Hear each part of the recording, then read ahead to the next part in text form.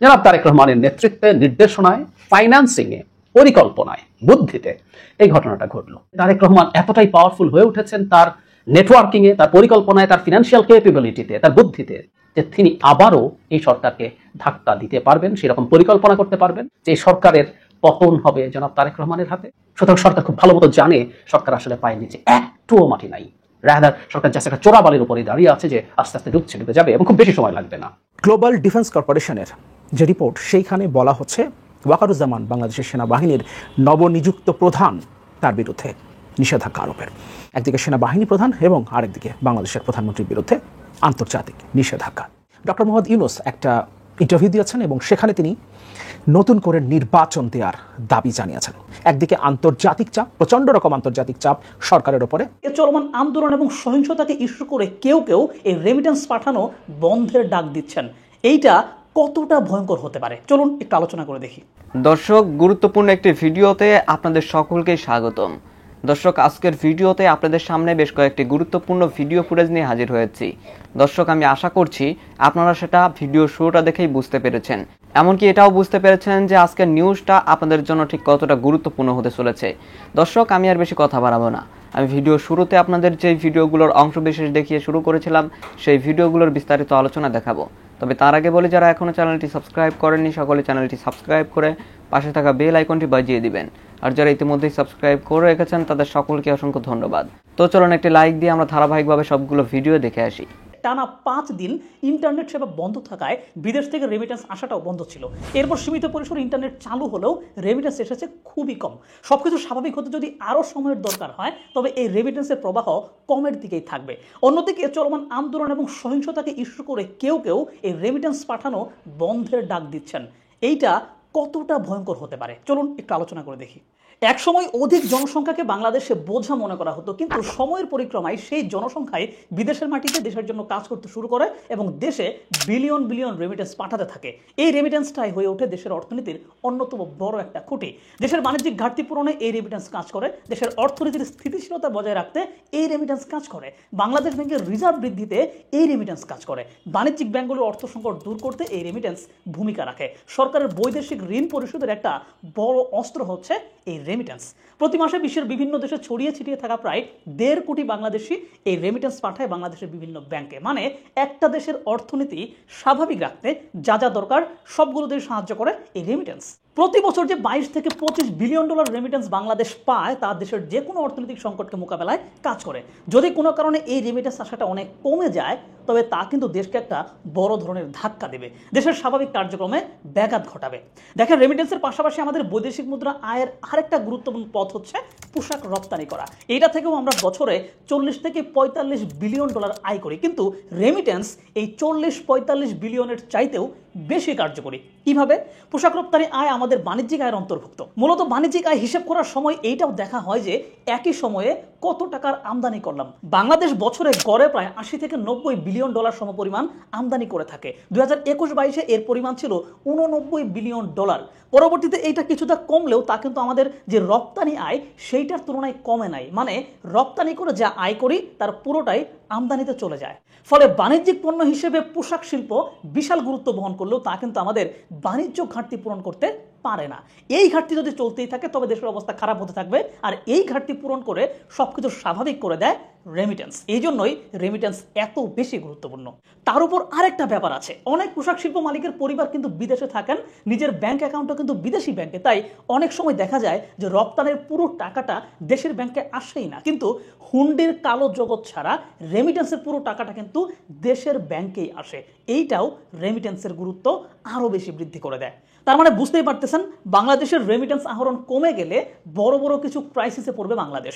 আমদানি সক্ষমতা কমবে, বাণিজ্য ঘাটতি পূরণ হবে না, রিজার্ভ কমে যাবে, ব্যাংকগুলো অর্থ সংকটে ভুগবে ইত্যাদি। সেই সাথে যে সমস্ত প্রবাসী টাকায় তাদের পরিবার হাসি মুখে জীবন চালাচ্ছে, তাদের পরিবারেও কিন্তু একটা আঘাত আসতে পারে। তর্কের খাতিরে সরকারের সব কথা ধরে নিচ্ছি এবং জনাব তারেক রহমানের নেতৃত্বে, নির্দেশনায়, ফাইন্যান্সিংয়ে, পরিকল্পনায়, বুদ্ধিতে এই ঘটনাটা ঘটলো।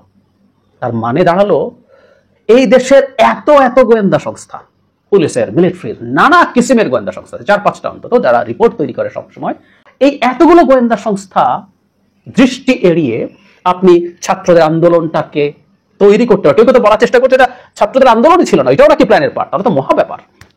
তো আপনি এদের সবাইকে এড়িয়ে ছাত্র আন্দোলন করলেন, অথবা ছাত্র আন্দোলনের ভেতর ইনফিলট্রেট করলেন, ধাপে ধাপে এটাকে ওই জায়গায় নিয়ে গেলেন, এবং পরবর্তীতে এই রকম ঘটনাগুলো বাংলাদেশে ঘটাতে পারলেন, যেখানে অসংখ্য মানুষ এসে যোগ দিয়েছে। হ্যাঁ, এটাও ফ্যাক্ট, আমাদের কাছে যেহেতু এখন ভিডিও আছে, সেখানে দেখবো আমরা প্রচুর সাধারণ মানুষও কানেক্টেড হয়েছে। তার মানে বিএনপি এমন মানুষকে, সাধারণ মানুষকে রাস্তায় নামিয়ে আনতে পেরেছে যারা মুহুর্মুহু রাষ্ট্রীয় বাহিনীর গুলির, রাষ্ট্রীয় বাহিনী বলা ঠিক হচ্ছে না, এগুলো একেবারে আওয়ামী লীগের পেটোয়া বাহিনীতে পরিণত হয়েছে। আমাদের তথাকথিত আইন শৃঙ্খলা রক্ষাকারী বাহিনীগুলো, তারা সমানে গুলি করছিল, পুলিশ বিজিবি আমরা দেখেছি। তার মুখে এসে দাঁড়িয়েছে তারেক রহমানের পরিকল্পনায়, প্ররোচনায়, তাই তো। এবং এই পরিমাণ ভাঙচুর করতে পেরেছে রাষ্ট্রের কি পয়েন্ট ইনস্টলেশন বা কেপিআই গুলোর মধ্যে ঢুকে ভাঙচুর, জ্বালানো থেকে শুরু করে এসব ঘটাতে পেরেছে তার পরিকল্পনায়। তার মানেটা এই দাঁড়ালো কি অসীম ক্ষমতাবান মানুষ জনাব তারেক রহমান, তাই তো দাঁড়ালো। সরকারের বয়ান যদি সঠিক, আমি বলছি না এটা সঠিক ভুল পরের কথা, আমি সরকারের অ্যানালিসিসটাকে ধরছি। এই পরিমাণ শক্তি তাহলে তারেক রহমান অর্জন করেছেন সব জায়গায়, যিনি এই সরকারকে প্রায় ফেলে দিয়েছেন, এবং এই সরকার পড়েও যাবে যদি এই মুহূর্তে বা কম সময় নাও পড়ে। ধরে নিলাম আবারও তর্কের খাতিরে হাইপোথেটিক্যাল সিচুয়েশন চিন্তা করি, সরকার একটু ঠিকঠাক হয়ে উঠতে পারলো for the time being, at least for some months, যদি সেটাও হয়, তাহলে কি এটা বোঝা যাচ্ছে না যে তারেক রহমান এতটাই পাওয়ারফুল হয়ে উঠেছেন তার নেটওয়ার্কিং এ, তার পরিকল্পনায়, তার ফিনান্সিয়াল ক্যাপাবিলিটিতে, তার বুদ্ধিতে, যে তিনি আবারও এই সরকারকে ধাক্কা দিতে পারবেন, সেরকম পরিকল্পনা করতে পারবেন। কেউ বলতে পারেন সরকার এইবার আরো সব ব্যবস্থা নেবে, কিন্তু ব্যবস্থা তো আপনার ছিল 15 বছর ধরে। আপনি বহু ব্যবস্থা নিয়েছেন, বিএনপি নামক দলটাকে নানাভাবে হয়রানি করতে করতে করতে করতে ভীষণ দুর্বল দলে পরিণত করার চেষ্টা করেছেন, মামলা, জেলে থাকা, কি না, তারপরে তো হলো। আপনি ব্যবস্থা নিলে তো তারেক রহমান আবারও একই রকম পাল্টা, উনিও শিখছেন, উনি এতই স্মার্ট এখন হয়ে গেছেন, সো উনি তো এগুলো পাল্টা, আপনি যা করবে তার পাল্টাও সে শিখে যাবে। তার মানেটা কি এই দাঁড়ালো না যে সরকারের পতন হবে জনাব তারেক রহমানের হাতে? এবং এই রকম একটা মেসেজ যখন সরকার জনগণের সামনে দেয়, জনাব তারেক রহমানের নেতৃত্ব নিয়ে কিছুটা কনফিউশনও কারোর মধ্যে যদি থেকে থাকে, আমি ব্যক্তিগত জীবনে দেখেছি, যেহেতু একটা ভয়ঙ্কর স্বৈরাচার সরকারের বিরুদ্ধে খুব লম্বা সময় ফাইট করেও বিএনপি জিততে পারছে না, এবং বেগম খালেদা জিয়া অসুস্থ হওয়ার পর থেকে জনাব তারেক রহমান ডিফ্যাক্টো লিডার, উনি যেহেতু পেরে উঠছেন না, হ্যাঁ অনেক সমালোচনা আছে সরকারের বিরুদ্ধে, তারপরে সবার তো এই আলাপটাও আছে যে যত যাই হোক না কেন এই পরিস্থিতির মধ্যেই তো বিজনেসটা তাকেই করতে হবে, তাকেই এই ঘটনাটা ঘটাতে হবে, যে এই সরকারের পতনের আন্দোলন সাকসেসফুল করতে হবে। সেটা উনি পারবেন কিনা, যদি কিন্তু দিয়ে উনি ক্যাপেবল কিনা, এই প্রশ্নগুলো কেউ করার চেষ্টা করেন। আমি ব্যক্তিগত পর্যায়ে দেখেছি সরকার বিরোধীদের মধ্যেও এ ধরনের প্রশ্ন আছে। সরকারের এখনকার এই যে ন্যারেটিভ তারা মাঠে ছেড়েছে, সেটা দিয়ে আমি মনে করি এই কনফিউশন পুরোপুরি দূর হয়ে যাবে, জনগণের কাছে এটা প্রতিভাত হবে যে এই সরকারকে ফেলে দেওয়ার জন্য যদি কেউ থেকে থাকে সোফার, সেটা জনাব তারেক রহমান, সরকারই এটা এস্টাবলিশ করলো। সুতরাং আপনি বিএনপি জামাত বলে এবং লন্ডন বলে তারেক রহমান এটা করেছেন বলে আপনি বিএনপির উপর ক্র্যাকডাউন চালানোর জন্য কিছু একটা যখন সামনে আনছেন, প্রকারান্তরে আপনি আপনার বিরাট ডিজাস্টার তৈরি করেছেন। সরকার আসলে এই জিনিসগুলো খেয়ালই করছে না। কিন্তু ওই যে কথা দেখাতে চাইছি কেন, এগুলো ইন্ডিকেট করে সরকারের মাথা নষ্ট হয়ে গেছে। এত বড় ঝাঁকি, এত বড় ধাক্কা তারা তো আর আগে খায় নাই, এবং তারা আমাদের চেয়ে ফার বেটার বোঝে কি পরিমাণ বিভৎসতা তারা চালিয়েছে। সংখ্যা 200 না, মৃতের সংখ্যা 203 না, এটা 4 or 5 টাইমস অ্যাট লিস্ট। হাজার মানুষ আহত হয়েছে।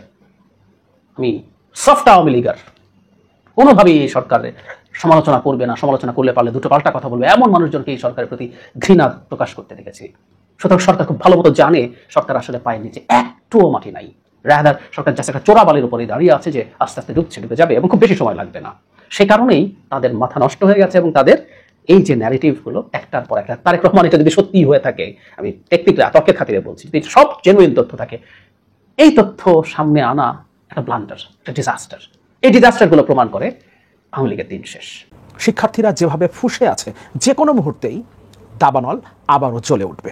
এরই মধ্যে বিএনপি এক দফা দাবিতে, সরকার পতনের এক দফা দাবিতে জাতীয় ঐক্যের ডাক দিয়েছে, এবং একই দিন ডক্টর মোহাম্মদ ইউনূস একটা ইন্টারভিউ দিয়েছেন, এবং সেখানে তিনি নতুন করে নির্বাচন দেওয়ার দাবি জানিয়েছেন।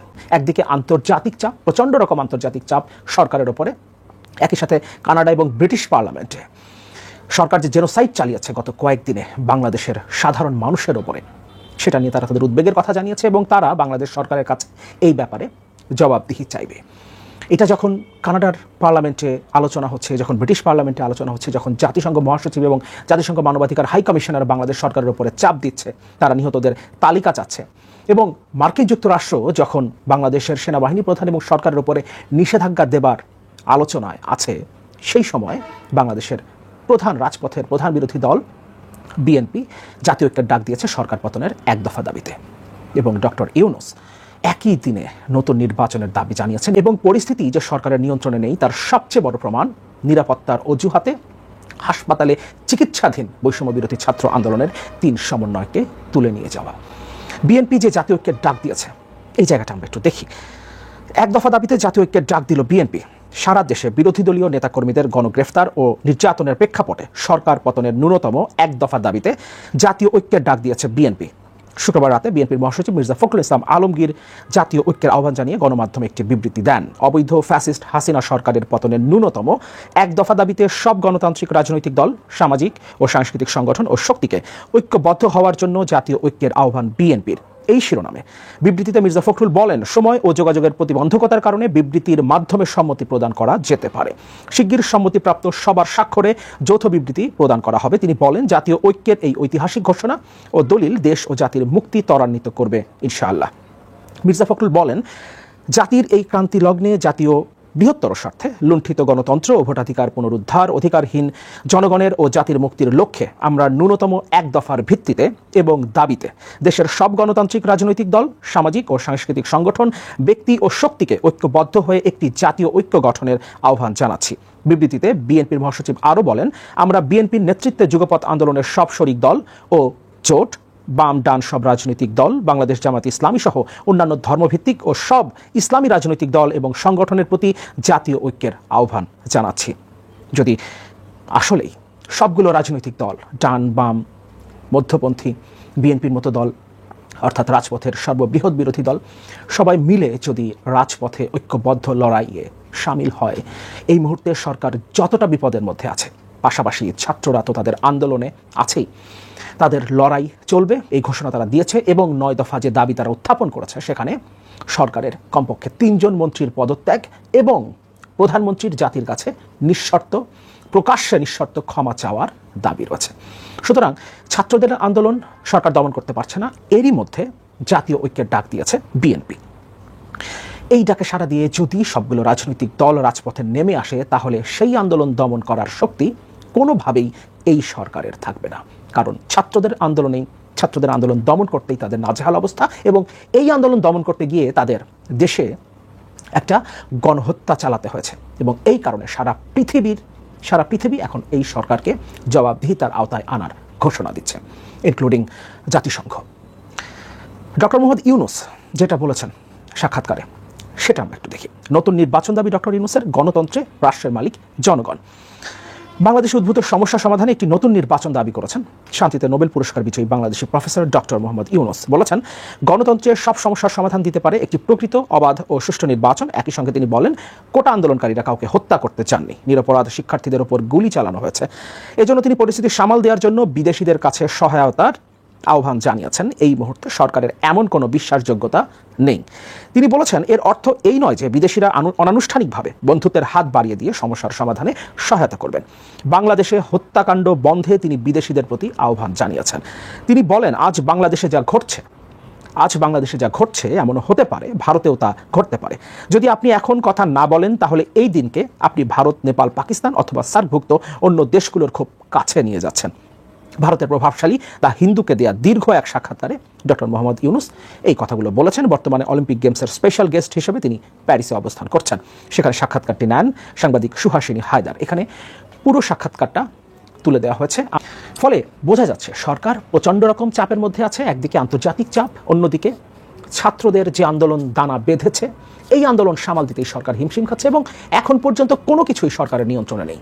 কয়েকজন ছাত্রনেতাকে তারা চাপের মুখে নানা ধরনের বক্তব্য দিতে হয়তোবা বাধ্য করেছে, কিন্তু ছাত্র সমাজ সেগুলো গ্রহণ করছে না। এই কারণে নাহিদ ইসলাম, আসিফ মাহমুদ এবং আবু বাকের মজুমদারকে তুলে নিয়ে যাওয়া হয়েছে। কারণ তাদেরকে নির্যাতনের পর, এর আগেও তাদেরকে তুলে নিয়ে যাওয়া হয়েছিল, তাদের উপর নির্মম নির্যাতন চালানো হয়েছে, কিন্তু তারপরও তাদেরকে নিজেদের পক্ষে আনতে পারেনি বা নিজেদের পক্ষে কোনো ধরনের বয়ান তৈরিতে সহায়তা করাতে পারেনি তারা। ফলে এখন তারা তাদেরকে গ্রেফতার করে নিয়ে গেছে, এবং এখন তারা প্রকাশ্যেই গ্রেফতার করছে। এর আগে তারা তুলে নিয়ে গেছে, কিন্তু তখন তারা সেটা প্রকাশ করেনি। কিন্তু এখন যেহেতু তারা প্রকাশ্যে তুলে নিয়ে গেছে, হাসপাতালে চিকিৎসাধীন হাসপাতালে চিকিৎসাধীন আহত এই ছাত্র নেতাদের, ফলে তাদেরকে এটা প্রকাশ করতে হচ্ছে। দর্শক, আমি আশা করছি আপনারা সকলেই অত্যন্ত মনোযোগ সহকারে সবগুলো ভিডিও দেখেছেন। এমনকি দর্শক, যদি এই ভিডিওগুলো সম্পর্কে আপনাদের কোনো মতামত থেকে থাকে তাহলে তো অবশ্যই জানাবেন। দর্শক, নিউজটি শেষ করছি এখানেই, ফিরছি পরবর্তী নিউজে নতুন কোনো টপিকে। আল্লাহ হাফেজ।